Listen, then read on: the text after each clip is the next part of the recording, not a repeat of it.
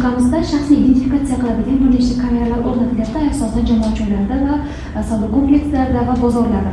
Xuddi mana shunday shaxsni identifikatsiya qiladigan va turli xildagi ko'ngilsiz holatlarni oldini olish uchun mo'ljallangan kameralar bugungi kunda savdo kompleksida o'rnatilgan va dehqon bozorida o'rnatilganmi?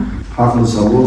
Bu savol bo'yicha qat'iyan prezidentimizning o'sha mahallalarda, joylarda jinoyatchilikni oldini olish bo'yicha berilgan farmon, chiqargan farmonlar hamda berilgan topshiriq yuzasidan biz To'qqizta maxsus kuzatuv kameralari ichki ishlar boshqarmasi tizimiga ulangan dasturni oxirigacha bajarib rejalarni joyiga qo'yamiz. Bu bo'yicha ma'lumot beriladi. Bizda ham savdo kompleksida, Rejon savdo kompleksiga 72 turli kameralar o'rnatilgan. Shundan yuzini taniydigan Fisayli kameralari 14 dan tashkil etadi. Ichki ishlar tomonidan tizimda o'rnab berilgan.